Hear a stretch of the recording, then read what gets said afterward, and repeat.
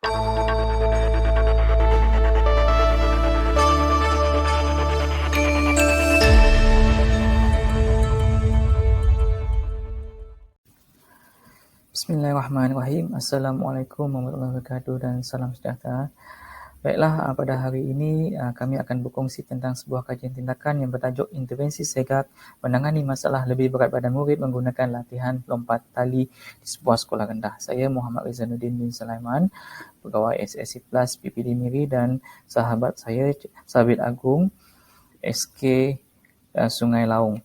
Baiklah, kita teruskan kepada slide yang pertama bagi 1.0 refleksi pengajaran dan pembelajaran yang lalu.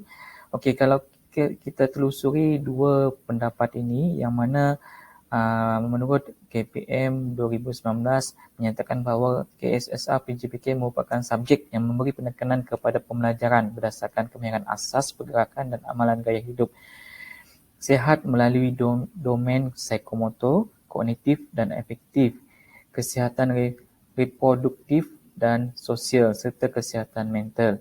Okey, kita lihat pula pendapat yang kedua mengikut Peter 1999, yang mana beliau menyatakan PJ menyediakan kanak-kanak untuk mengamalkan hidup aktif dan sihat dengan menyediakan skop pengalaman pembelajaran yang berturutan.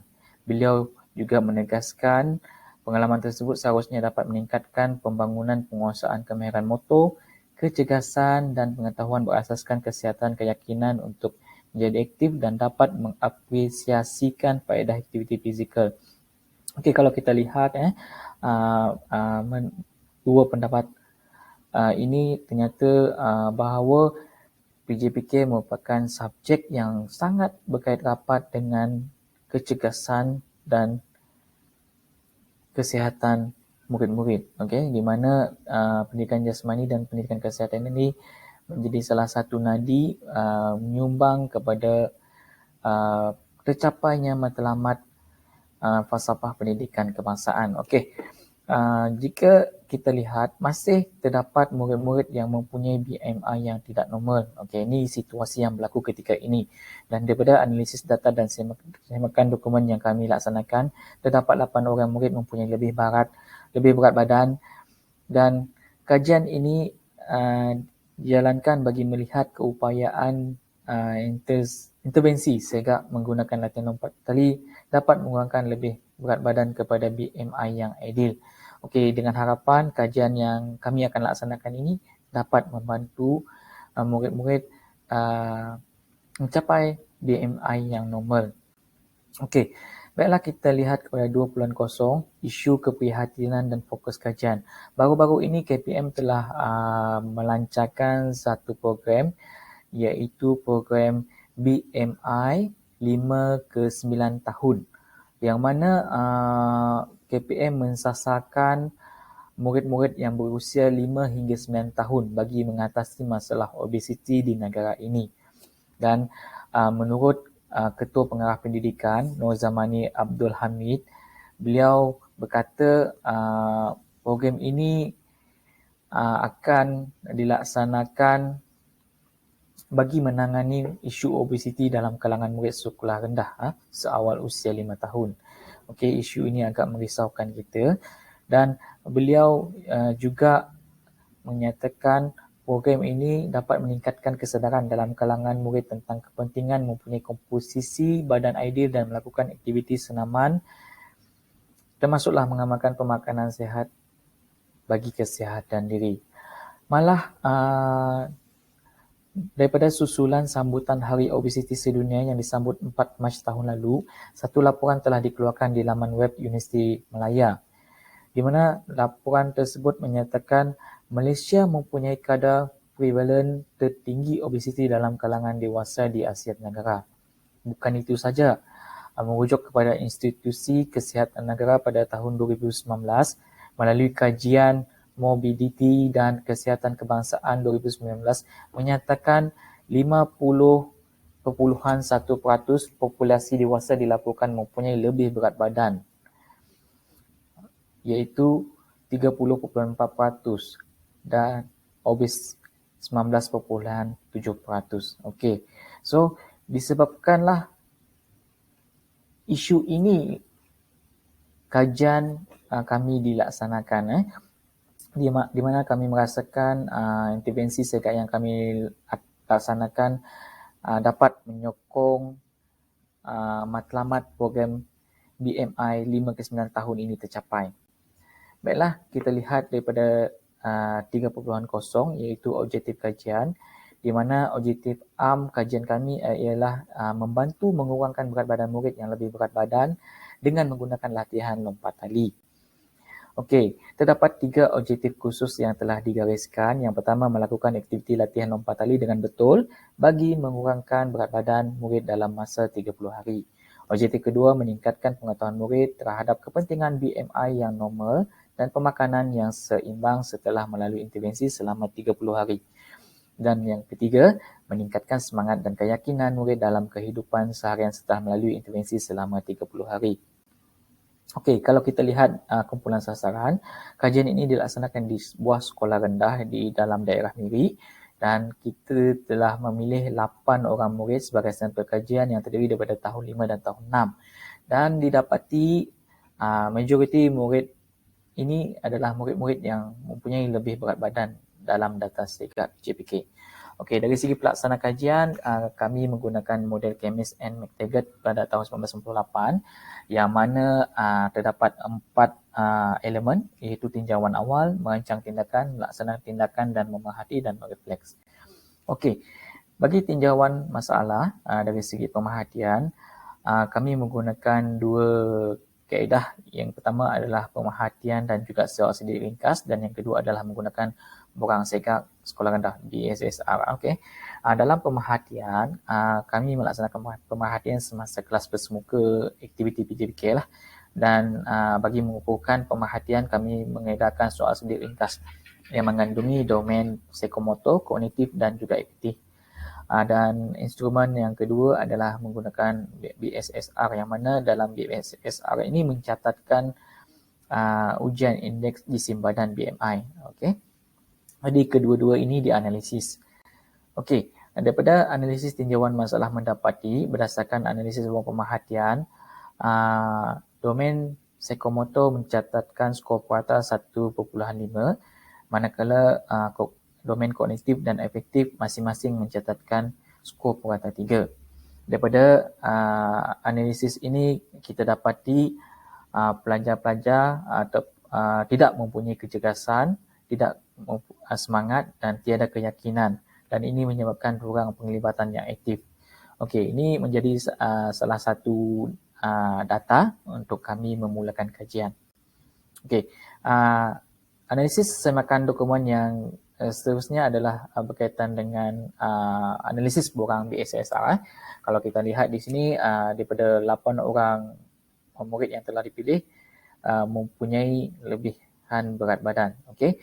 Jadi aktiviti lompat tali dipilih sebagai salah satu inisiatif memastikan murid-murid lebih berat badan dapat beralih ke berat badan yang normal. Di samping itu dengan harapan meningkatkan keupayaan murid dalam daya tahan kardiovaskular dan keyakinan diri murid. Baiklah, kita lihat tindakan yang dijalankan. Langkah pertama, intervensi dirancang, jadual diedarkan untuk tujuan rekod dan penerangan program kepada murid-murid sebelum memulakan aktiviti lompat tali. Yang kedua, aktiviti lompat tali selama 30 hari dan rekod setiap kali aktiviti dilaksanakan. Okey, kita minta murid-murid merekod setiap kali mengadakan aktiviti lompat tali di dalam ataupun di luar rumah. Seterusnya, langkah ketiga adalah mengamalkan pemakanan seimbang dan menghantar laporan iaitu rekod yang telah dicatat untuk tujuan analisis. Okey, dan juga laporan. Baiklah, dari segi pelaksanaan tindakan dan pemerhatian dan penilaian, terdapat 2 aktiviti utamalah yang dilaksanakan dalam kajian ini. Yang pertama adalah aktiviti lompat tali dan yang kedua adalah pemakanan seimbang. Dalam aktiviti lompat tali, terdapat beberapa perkara murid-murid kena lakukan. Yang pertama adalah melakukan aktiviti memanaskan badan, of course, untuk mengelakkan sebarang kecederaan. Dan murid-murid diminta melakukan aktiviti renggangan. Dan untuk aktiviti lompat tali, murid-murid kena melakukan aktiviti lompat tali selama 20 saat dan berehat selama 30 saat dan murid-murid kena mengulang semula lakuan yang sama sehingga 10 kali. Bermakna 10 kali lompat, 10 kali rehat, dikira satu set. Sebaik saja satu set selesai, murid-murid boleh rehat 5 minit dan sambung ke set yang seterusnya. Namun, aktiviti lompat tali ini bolehlah dibuat mengikut kemampuan masing-masing. Dan lakukan setiap hari pada waktu pagi ataupun petang. Dan dalam aktiviti yang seterusnya, pemakanan seimbang, murid-murid digalakkan mengamalkan pengambilan makanan yang seimbang dengan kuantiti suku-suku separuh seperti dalam rajah yang telah diadakan sebelum ini. Dan murid diminta minum air kosong sekurang-kurangnya 8 gelas sehari. Dan murid-murid juga perlu mengelakkan pengambilan air gula yang tinggi seperti air berkarbonat, minuman 3 dalam 1 dan air berkafein. Okey. Dan daripada analisis soal selidik, didapati persediaan murid terhadap aktiviti ini berada dalam keadaan yang cukup baik dengan mencatatkan skor purata 8. Ini dari segi persediaan lah, dan kemudahan alatan iaitu tali skipping disediakan oleh pihak sekolah dan pemahaman murid juga jelas hasil daripada penerangan yang diberikan oleh guru PJPK. Okey, dari segi domain psikomotor mencatatkan skor purata 4.5, yang mana murid sebelum ini kebanyakan mempunyai pengalaman dan pernah mencuba aktiviti lompat tali. Malah melakukan aktiviti lompat tali ini mengikut jadual yang telah ditetapkan. Okey. Kita lihat kepada graf 3 iaitu skor purata domain kognitif, di mana domain kognitif murid-murid berada dalam keadaan yang baik setelah melakukan aktiviti lompat tali dengan skor purata 6. Okey, murid-murid tahu bagaimana hendak menurunkan berat badan melalui aktiviti bersukan dan mengamalkan pemakanan yang sihat seperti makan sayur-sayuran dan buah-buahan.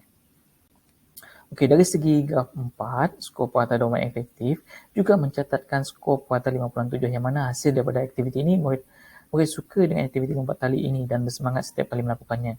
Keluarga juga berperanan dalam memberikan dorongan dan semangat setiap kali melakukan aktiviti ini. Alhamdulillah.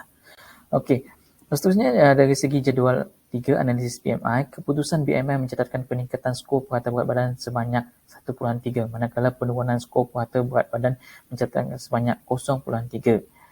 Jadi keputusannya agak kurang berjaya lah disebabkan peningkatan berat badan. Namun aktiviti ini masih lagi readable lah untuk dilaksanakan bagi kitaran yang kedua, kerana aktiviti ini sepenuhnya dilaksanakan di rumah sebelum ini. 100% komitmen murid. Jadi di sanalah berlaku sedikit sedikit kekurangan sebab tidak ada pemantauan dan juga kawalan daripada guru-guru PJ. Dan saya percaya bila kitaran kedua dilaksanakan di peringkat sekolah dan pemantauan yang lebih, memastikan program ini akan berjaya. Okey, dari segi refleksi kajian, yang pertama mendapat maklumat balas yang positif daripada murid-murid, di mana kita dapati perubahan positif terhadap fizikal dan sosial murid. Yang kedua, meningkatkan daya tahan kardiovaskular. Berlaku perubahan stamina dan keyakinan diri murid. Dan yang ketiga, menambah pengetahuan, kemahiran dan nilai. Di mana kita dapati pelajar-pelajar murid-murid kita lebih memahami tentang BMI yang adil dan pemakanan yang seimbang. Dan dari segi skor purata di dalam domain psikomotor dan domain kognitif juga domain efektif menunjukkan dapatan yang baiklah, di mana ketiga-tiga domain ini mencatatkan skor purata yang baik, dan keputusan yang diberi segak latihan lompat tali ini agak kurang berjaya dalam menurunkan lebih berat badan disebabkan beberapa faktor tertentu, iaitu aktiviti ini dilaksanakan semasa PKP dan bergantung kepada komitmen murid 100%. Seperti mana yang saya jelaskan tadi, komitmen murid 100% dan kurangnya pemantauan dan kawalan daripada guru PJPK. Okey, dari segi cadangan seterusnya, kajian ini boleh dilaksanakan di sekolah semasa kelas bersemuka bagi memudahkan pemantauan dan keselamatan murid ketika aktiviti dijalankan. Kajian ini juga boleh dipuluskan kepada murid di sekolah menengah bagi memastikan matlamat kesejahteraan hidup dimanfaatkan keseluruhan komuniti. Dan kajian ini boleh dilaksanakan dengan mempelbagaikan aktiviti tidak terhad kepada lompat tali agar aktiviti ini lebih menarik minat murid. Dan yang keempat, kajian ini perlu dihebahkan kepada ibu bapa dan komuniti bagi memastikan dorongan dan sokongan kepada murid sentiasa berterusan secara tidak langsung meningkatkan kesedaran masyarakat. Ini adalah cadangan kajian untuk yang seterusnya lah. Okey, ini adalah bibliografi yang kami rujuk dan itu sahaja daripada kami. Semoga sesi ini mendapat manfaat kepada semua. InsyaAllah jika kita melakukannya dengan konsisten, saya rasa keputusan akan memberikan sesuatu yang positif. Baiklah, itu saja daripada kami. Wabillahi taufiq wal hidayah. Assalamualaikum warahmatullahi wabarakatuh.